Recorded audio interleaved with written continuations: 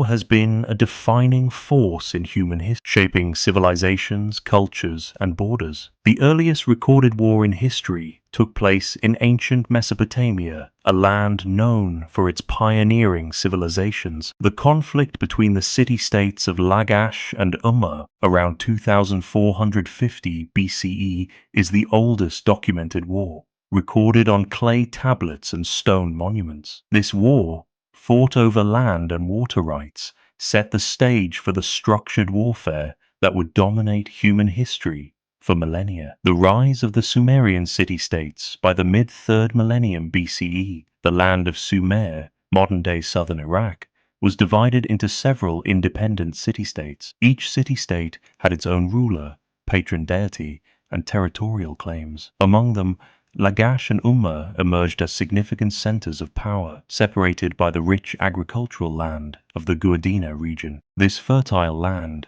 essential for farming and survival, became the cause of repeated conflicts between these two cities. Sumerian city-states often fought over water access, as the Tigris and Euphrates rivers were both a blessing and a challenge.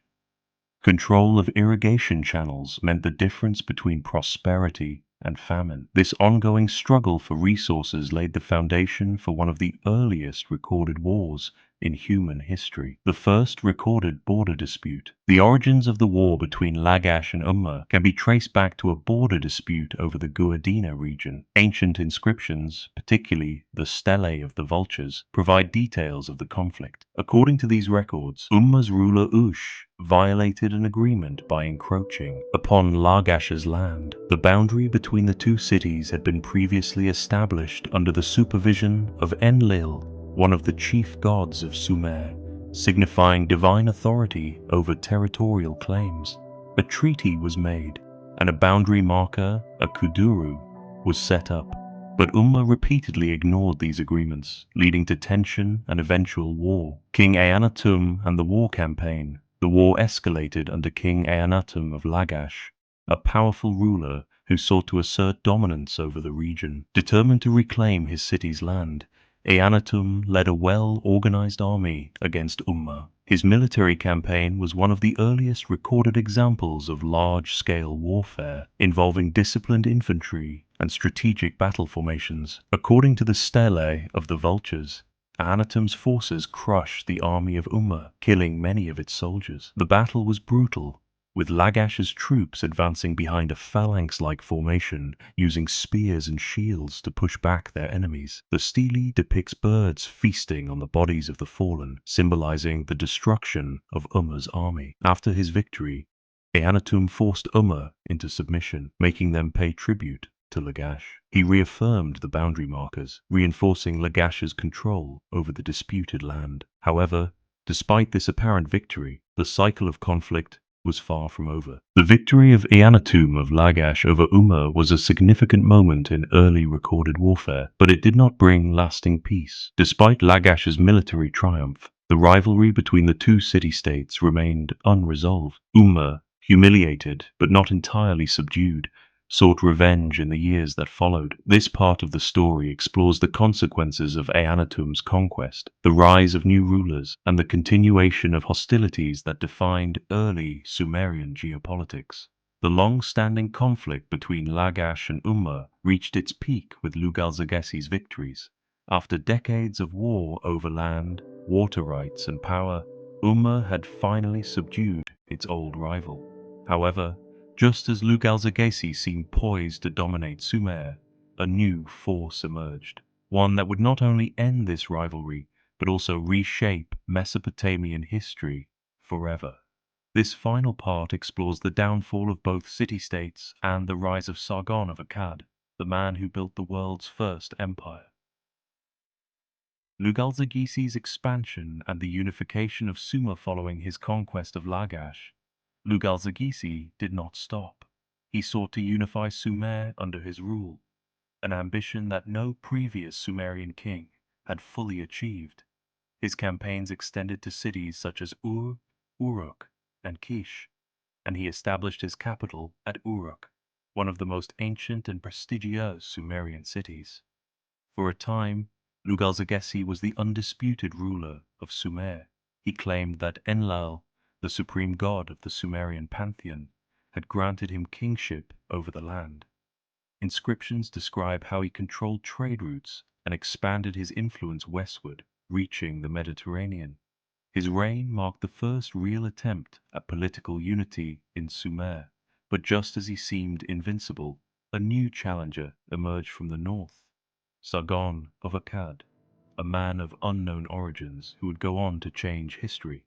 The rise of Sargon and the fall of Lugalzagesi Sargon of Akkad was a revolutionary figure.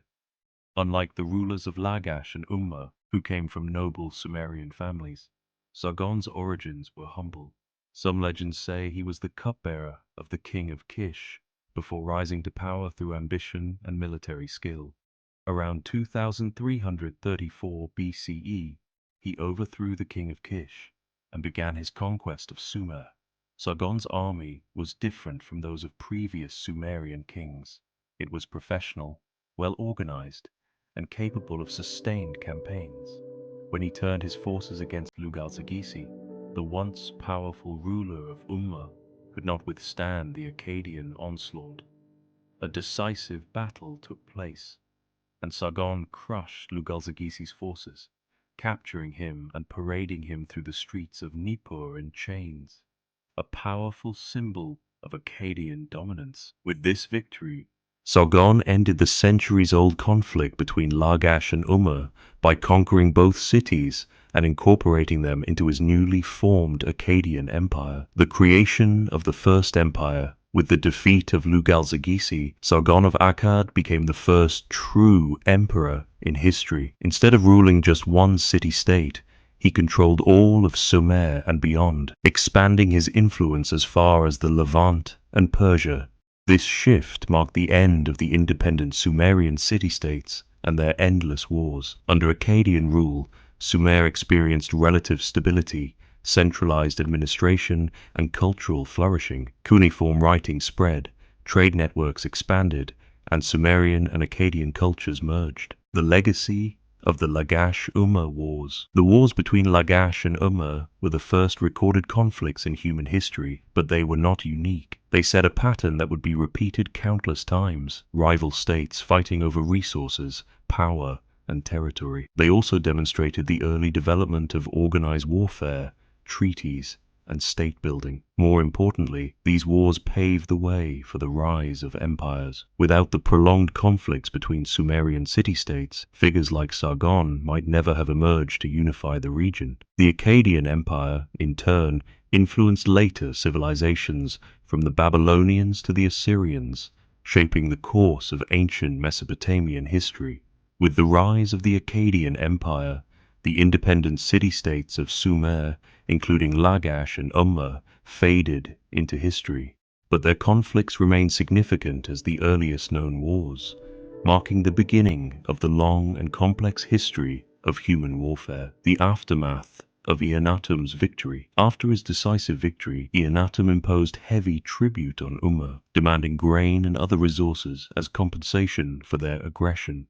This tribute system was meant to weaken Umma economically, while strengthening Lagash's power. Eannatum's inscriptions boast of divine favor, claiming that the gods, particularly Ningirsu, the war god of Lagash, had granted him victory. To solidify his rule, Eannatum expanded Lagash's influence, subjugating other nearby cities, including Ur and Uruk. For a brief period, he created what was perhaps the first recorded empire, uniting multiple Sumerian city-states under his rule. However, the strain of constant warfare and the resentment of conquered cities made his position unstable. Eannatum's death marked the beginning of Lagash's decline. His successors struggled to maintain control, and the city-state's dominance began to fade. Umma, seeing an opportunity, prepared to rise again. The revenge of Umma. After Eannatum's reign, Lagash faced internal instability, which gave Umma a chance to regain its strength. The ruler Lugalzagesi of Umma emerged as a powerful leader, determined to avenge his city's past defeats. Unlike his predecessors, Lugalzagesi was not content with simply reclaiming lost territory. He had grander ambitions. Around 2350 BCE, Lugalzagesi led a renewed offensive against Lagash, successfully overthrowing its rulers and capturing the city. This marked a dramatic reversal of fortunes. The once dominant Lagash was now under Umma's control, and its temples and monuments were looted and defiled. Lugalzagisi claimed divine support for his conquests, just as Eannatum had done a century earlier. The rise of a new power, Lugalzagisi's success, did not go unnoticed. As he expanded his influence beyond Umma and Lagash, he came into conflict with an emerging power, Sargon of Akkad. The rise of Sargon marked the end of the Sumerian city-state wars and the beginning of the world's first great empire, the Akkadian Empire.